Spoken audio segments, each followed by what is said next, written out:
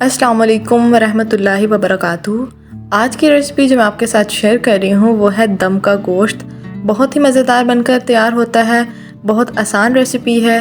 तो रेसिपी शुरू करने से पहले आप मेरे चैनल को सब्सक्राइब कर दें, बेल आइकन को प्रेस कर दें ताकि हर रेसिपी का नोटिफिकेशन आप तक सबसे पहले पहुँच सके। तो मज़ेदार दम का गोश्त बनाना शुरू करते हैं। बिस्मिल्लाहिर्रहमानिर्रहीम।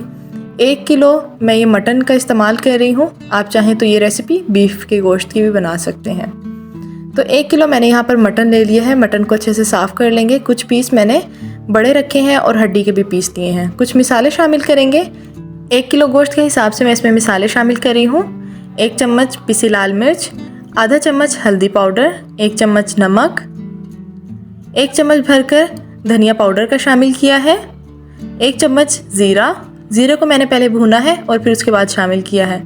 आधा चम्मच मैं इसमें शामिल कर रही हूँ घर का बना हुआ खुशबूदार गरम मसाला, आधा चम्मच काली मिर्च, 3 बड़े चम्मच मैं इसमें शामिल कर रही हूँ लहसुन अदरक का पेस्ट।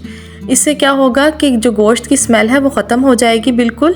1 कप भरकर मैं इसमें दही शामिल कर रही हूँ।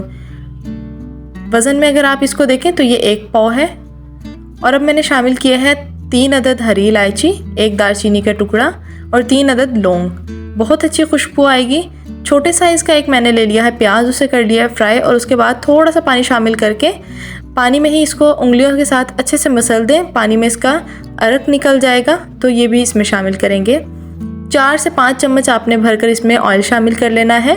कुकिंग ऑयल शामिल कर रही हूँ। अगर आपके पास कुकिंग ऑयल इस्तेमाल नहीं कर रहे हैं तो आप घी भी शामिल कर सकते हैं। घी आप इसमें 3 से 4 चम्मच शामिल कीजिएगा। अच्छे से हमने इसे मिक्स कर लेना है और उसके बाद मैरिनेट करना है 1 घंटे के लिए। कोशिश कीजिएगा कि अगर टाइम नहीं है तो आधे घंटे के लिए कीजिएगा। अगर टाइम है तो कम से कम 1 घंटा तो आपने इसको लाजमी मैरिनेट होने देना है। 1 घंटे के लिए मैं इसे रख देती हूँ मैरिनेशन के लिए। उसके बाद फिर मैं आपको दिखाती हूँ इसकी कंडीशन। तो 1 घंटा मुकम्मल हो गया है। यहाँ मैंने ले ली है कढ़ाई। तो देखिए ऑयल जो है वो सेपरेट हो रहा है और मिसाले जो हैं वो गोश्त में अच्छी तरह से जज्ब हो जाएंगे। और इससे मैरिनेशन से क्या होगा कि जो गोश्त है वो बहुत ही टेंडर बनकर तैयार होगा। स्पाइसेस जो होंगे वो गोश्त में शामिल हो जाएंगे और उसके बाद जो गोश्त तैयार होगा उसके अंदर तक गोश्त की बोटी में फ्लेवर्स होंगे स्पाइसेस के, और फिर उसमें बिल्कुल भी स्मेल नहीं होगी।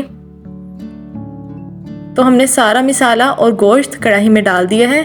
फ्लेम हमने मीडियम टू लो रखनी है और पहले हमने इसे अच्छे से भून लेना है।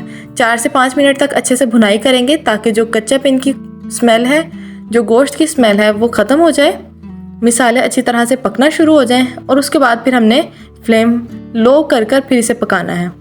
तो अच्छी तरह से हमने इसे पहले भुनाई कर लेनी है। जितनी अच्छी हम इसकी भुनाई करेंगे उतना ही अच्छा इसमें से जायका आएगा। गोश्त को जो हमने मिसाला लगा कर रखा है, मैरिनेशन टाइम जो है, आप इस रेसिपी को ज़रूर ट्राई कीजिएगा और उसके बाद आप खुद देखिएगा कि जो इसका खुशबू और जायका है वो 2 गुना हो जाएगा। इसलिए हमने इसके मैरिनेशन टाइम रखा है, इसे मैरिनेट कर रखा है। और अगर आपको इसी तरह से डिलीशियस रेसिपीज़ चाहिए तो मेरे चैनल को लाजमी सब्सक्राइब करें, बेल आइकन को प्रेस करें। तो जिस तरह से मैं इसे मटन में बना रही हूँ, अक्सर लोग ये कहते हैं कि मटन से स्मेल नहीं जाती, तो इस रेसिपी को सेम फॉलो कीजिएगा। इंशाल्लाह मटन की बिल्कुल भी स्मेल नहीं आएगी।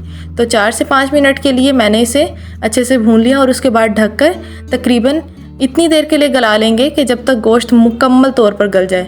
तकरीबन इसको गलाते हुए 40 से 45 मिनट हो गए हैं। मीडियम फ्लेम पर में ही मैंने इसको पकाया है, मीडियम टू लो इस तरह से करते हुए हमने इसे पका लेना है। जो स्पाइसेस वाला बाउल था उसमें मैंने आधा ग्लास पानी डाला है और वो भी इसमें शामिल कर दिया है ताकि जो गोश्त है वो इसी तरह से गल जाए। बाकी जो दही है उसने भी अपना पानी रिलीज़ किया है, उसमें भी ये मुकम्मल तौर पर गल जाएगा इंशाल्लाह।